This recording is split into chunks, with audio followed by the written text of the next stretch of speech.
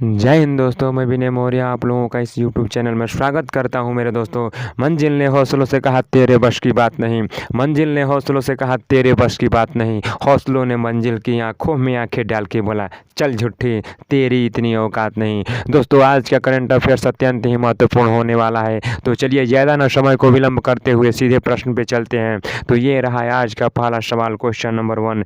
सरकार द्वारा संचालित पशु एम्बुलेंस नेटवर्क स्थापित करने की घोषणा करने वाला भारत का पहला राज्य कौन है? तो दोस्तों, इसका सही जवाब हो जाएगा ऑप्शन नंबर ए, आंध्र प्रदेश। इसका सही जवाब हो जाएगा ऑप्शन नंबर ए, आंध्र प्रदेश। देखिए दोस्तों, इस पशु एम्बुलेंस नेटवर्क का स्थापित करने का मुख्य उद्देश्य क्या है मेरे दोस्तों? तो इसका मुख्य उद्देश्य है कि पीड़ित पशुओं को स्वास्थ्य सुविधा उपलब्ध कराना। पीड़ित पशुओं को स्वास्थ्य सुविधा उपलब्ध कराना इसका मुख्य उद्देश्य है। स्वास्थ्य सुविधा उपलब्ध कराना इसका क्या है? मुख्य उद्देश्य है। दोस्तों देखिए, आंध्र प्रदेश की राजधानी कहाँ है मेरे दोस्तों? तो आंध्र प्रदेश की राजधानी हैदराबाद है। और हैदराबाद किस नदी के किनारे स्थित है? तो हैदराबाद मूसी नदी के किनारे स्थित है मेरे दोस्तों। और हैदराबाद का विलय किसके द्वारा किया गया था? तो ऑपरेशन पोलो के द्वारा हैदराबाद का विलय 1948 ईस्वी में किया गया था।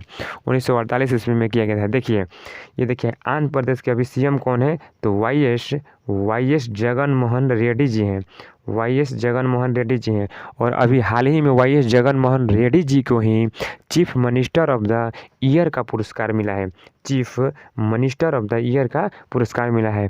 तो चलिए दोस्तों, चलते हैं क्वेश्चन नंबर अगला है कि सार्वभौमिक बैंकों और छोटे वित्त बैंकों के लिए आवेदनों का मूल्यांकन करने हेतु किसकी अध्यक्षता में आरबीआई ने 23 मार्च 2021 ईस्वी को एक समिति का गठन किया है दोस्तों? तो देखिए, इसका सही जवाब हो जाएगा मेरे दोस्तों option number A, Shyamala Gopinath इसका सही जवाब हो जाएगा मेरे दोस्तों। देखिए, आरबीआई आया है, तो आरबीआई के बारे में हम लोग जान लेते हैं। देखिए, आरबीआई की स्थापना को यंग हिल्टन आयोग की सिफारिश पर हुई थी और इसका अधिनियम आया था 1934 ईस्वी में। इसका एक अधिनियम आया था, ठीक है। और इसकी स्थापना होती है दोस्तों 1 अप्रैल 1935 ईस्वी में इसकी स्थापना होती है। कब होती है? 1935 ईस्वी में इसकी स्थापना होती है। और देखिए, इसका राष्ट्रीयकरण कब होता है? तो 1 जनवरी 1949 ईस्वी को इसका राष्ट्रीयकरण होता है। कब होता है? 1 जनवरी 1949 ईस्वी को राष्ट्रीयकरण होता है। देखिए, और इसके आरबीआई के पहले गवर्नर कौन थे? तो ओसबोर्न स्मिथ कौन थे? ओसबोर्न स्मिथ पहले गवर्नर थे, ठीक है। आरबीआई के पहले गवर्नर थे ओसबोर्न स्मिथ। और आरबीआई के पहले भारतीय गवर्नर कौन थे? तो देखिए, सीडी देशमुख। और अभी आरबीआई के वर्तमान गवर्नर कौन है? तो देखिए, शक्तिकांत दास जी अभी आरबीआई के वर्तमान गवर्नर हैं, 25वें गवर्नर हैं शक्तिकांत दास जी। देखिए, और 24वें इनके पहले कौन थे? तो देखिए, इनके पहले कौन थे? देखिए, 24वें तो उर्जित पटेल जी थे। और देखिए, उर्जित पटेल जी ने एक पुस्तक लिखा था। उर्जित पटेल जी का एक पुस्तक है, क्या है? ओवरड्राफ्ट। उनका पुस्तक का नाम क्या है? ओवरड्राफ्ट उर्जित पटेल जी का पुस्तक का नाम है, ठीक है दोस्तों। चलिए चलते हैं अगले क्वेश्चन पर। अगला क्वेश्चन है, क्वेश्चन नंबर 3 है कि हाल ही में यूरोपीय संघ ने चीन पर किस समुदाय के मानव अधिकारों के उल्लंघन पर प्रतिबंध लगाए हैं? तो दोस्तों देखिए, इसका सही जवाब हो जाएगा ऑप्शन नंबर बी, उइगर समुदाय पर। देखिए, यूरोपीय संघ आया है। देखिए, यूरोपीय संघ। देखिए, तो यूरोपीय संघ के बारे में दोस्तों हम लोग जान लेते हैं। इसकी स्थापना कब हुई थी दोस्तों? तो 1993 ईस्वी में इसकी स्थापना हुई थी। देखिए, इसका मुख्यालय कहाँ है यूरोपीय यूनियन का? तो ब्रुसेल्स इसका मुख्यालय है। इसका मुख्यालय है, जो कि बेल्जियम की राजधानी है मेरे दोस्तों। इसमें कुल देश कितने हैं? तो 27 इसमें देश हैं कुल। टोटल कितने देश हैं इसमें दोस्तों? तो 27 इसमें कुल देश हैं, ठीक है दोस्तों। देखिए, चीन आया है, तो चीन के बारे में जान लेते हैं हम लोग। चीन की राजधानी क्या है दोस्तों? तो चीन की राजधानी है बीजिंग चीन की राजधानी है बीजिंग और इसकी मुद्रा क्या है तो युआन और रेमन भी इसकी मुद्रा है रेमन भी, ठीक है। और चीन की एक लंबी नदी है यांग चीन में एक यांग सिक्यांग नदी जो एशिया की सबसे लंबी नदी है। एशिया की क्या है ये यांग सिक्यांग नदी जो सबसे लंबी नदी है जिसकी लंबाई है 6300 किलोमीटर इसकी लंबाई है। देखिए और देखिए चीन का शोक किस नदी को कहते हैं तो हुआंगहो नदी या पीली नदी को कहते हैं। हुआंगहो नदी का ही नाम है क्या पीली नदी, ठीक है। चलिए दोस्तों चलते हैं क्वेश्चन नंबर अगले पर। क्वेश्चन नंबर अगला है दोस्तों कि क्वेश्चन नंबर 4 है कि विदेशी प्रत्यक्ष निवेश की सीमा को बढ़ाकर बीमा संशोधन विधेयक 2021 के तहत कितना कर दी गई है। तो दोस्तों इसका सही जवाब हो जाएगा ऑप्शन नंबर ए 74%। कितना परसेंट कर दी गई है तो देखिए दोस्तों 74% कर दी गई है। तो देखिए ये बिल कब पास हुआ था, देखिए बिल ये जो दो संशोधन विधेयक जो था कब हुआ था तो देखिए 18 मार्च को राज्यसभा में, ठीक है। और 22 मार्च को लोकसभा में पास हो चुका है, लोकसभा में पास हो गया है, ठीक। अभी इस पे केवल राष्ट्रपति का सिग्नेचर होना बाकी है मेरे दोस्तों और सिग्नेचर हो जाएगा तो ये बन जाएगा, ये 74% विधेयक बन जाएगा। ये विधेयक क्या हो जाएगा, विधेयक पे अगर राष्ट्रपति साइन कर देंगे सिग्नेचर कर देंगे दोस्तों तो वो कानून बन जाएगा, ठीक है दोस्तों। वो क्या हो जाएगा कानून बन जाएगा। देखिए FDI आया है, देखिए ये FDI विदेश प्रत्यक्ष निवेश, FDI का मतलब हुआ फॉरेन डायरेक्ट इन्वेस्टमेंट। जब कोई विदेशी कंपनी या विदेशी व्यक्ति भारत की कंपनी में 10% शेयर खरीद ले तो इसको क्या कहते हैं FDI कहते हैं, ठीक है दोस्तों। चलिए दोस्तों चलते हैं क्वेश्चन नंबर अगले पर। क्वेश्चन नंबर अगला है दोस्तों 5 world city on information society forum 2021 में भारत का प्रतिनिधित्व किसने किया दोस्तों। तो देखिए इसका प्रतिनिधित्व किसने किया तो संजय धोत्रे जी ने किया है। ये देखिए world city on information society forum 2021 ये क्या था, देखिए ये विश्व का सबसे बड़ा वार्षिक सम्मेलन है, विश्व का सबसे बड़ा वार्षिक सम्मेलन है। ये क्या है वार्षिक सम्मेलन है ये, ठीक है दोस्तों, सबसे बड़ा वार्षिक सम्मेलन है ये। देखिए वार्षिक सम्मेलन देखिए दोस्तों। तो चलिए चलते हैं क्वेश्चन नंबर अगले पर। क्वेश्चन नंबर अगला है दोस्तों कि मिशन ग्रामोदय की शुरुआत किस राज्य द्वारा की गई। तो दोस्तों इसका सही जवाब हो जाएगा ऑप्शन नंबर ए मध्य प्रदेश के थार जिले से कौन सा जिले से थार जिले से ये शुरुआत हुई थी 18 मार्च 2021 को, थार जिले से 18 मार्च 2021 को, ठीक है। इसका मुख्य उद्देश्य क्या है दोस्तों तो इसका मुख्य उद्देश्य है कि ज़रूरतमंदों को आवास की सुविधा,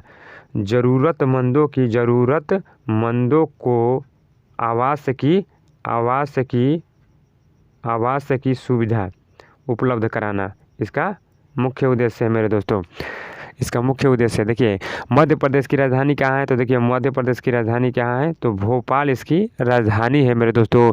और मध्य प्रदेश को टाइगर स्टेट कहते हैं मध्य प्रदेश को। देखिए मध्य प्रदेश में एक अभियान चालू हुआ था रोको टोको अभियान। ये किससे संबंधित था तो देखिए मास्क पहनने से संबंधित था दोस्तों। चलिए चलते हैं क्वेश्चन नंबर अगले पर। क्वेश्चन नंबर अगला है मेरे दोस्तों 7वां कि हाल ही में किन 2 राज्य की सरकारों ने केन बेतवा नदी इंटरलिंकिंग परियोजना को लागू करने के लिए केंद्रीय जल शक्ति मंत्रालय के साथ एक समझौता पर हस्ताक्षर किया है दोस्तों। तो देखिए इसका सही जवाब हो जाएगा option number D Madhya Pradesh और उत्तर प्रदेश हो गया। देखिए दोस्तों केंद्रीय जल शक्ति मंत्रालय आया ना, केंद्रीय जल शक्ति मंत्रालय तो कौन है केंद्रीय जल शक्ति मंत्रालय गजेंद्र सिंह शेखावत केंद्रीय जल शक्ति मंत्री हैं हमारे, ठीक है, गजेंद्र सिंह शेखावत। चलिए दोस्तों चलते हैं क्वेश्चन नंबर अगले पे। क्वेश्चन नंबर अगला है दोस्तों कि जल जीवन मिशन के तहत 100% कार्यात्मक घरेलू कनेक्शन कवरेज हासिल करने वाला भारत का पहला केंद्र शासित प्रदेश कौन बना है? तो दोस्तों देखिए अंडमान निकोबार बना है दोस्तों, अंडमान निकोबार ये बना है। देखिए जल जीवन मिशन की शुरुआत कब हुई थी? देखिए तो 2019 में शुरुआत हुई थी इसकी, 2019 में ये शुरुआत हुई थी। और हर घर जल का कब लक्ष्य है? तो 2024 तक हर घर जल का लक्ष्य है दोस्तों।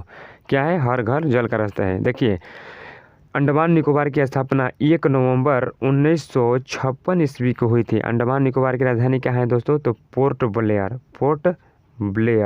इसकी राजधानी है। अंडमान निकोबार की पोर्ट ब्लेयर इसकी राजधानी है। देखिए ये अंडमान निकोबार किस न्यायिक क्षेत्र में आता है? तो देखिए कोलकाता हाई कोर्ट क्षेत्र में आता है। कोलकाता हाई कोर्ट क्षेत्र में यह आता है। देखिए अंडमान निकोबार 10 डिग्री चैनल छोटा अंडमान को निकोबार द्वीप से अलग करता है। 10 डिग्री चैनल छोटा अंडमान को निकोबार द्वीप से अलग करता है। देखिए सिक्किम आया है। देखिए दोस्तों सिक्किम 100% जैविक खेती करने वाला भारत का पहला राज्य कौन है? तो देखिए दोस्तों सिक्किम है।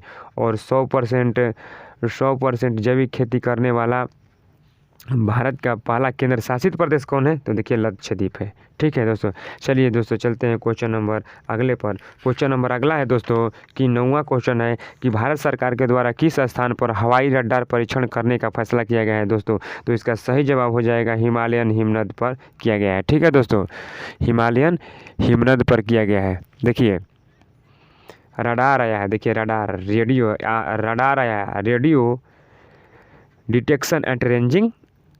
देखिए इसका सर्वे कौन कर रहा है? तो NCPDR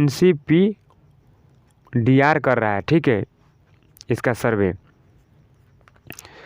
चलिए दोस्तों चलते हैं अगले क्वेश्चन नंबर अगला है 10वां कि हाल ही में किस संगठन ने डिजिटल ग्रीन सर्टिफिकेट बनाने का प्रस्ताव दिया है? तो देखिए दोस्तों इसका सही जवाब हो जाएगा यूरोपीय संघ। देखिए यूरोपीय संघ की स्थापना हुई थी मेरे दोस्तों 1900 कितना में हुई थी दोस्तों? तो 1993 ईस्वी में इसकी स्थापना हुई थी। और इसका देखिए मुख्यालय कहाँ है? तो देखिए अभी पढ़ाया हूँ दोस्तों ब्रुसेल्स में है।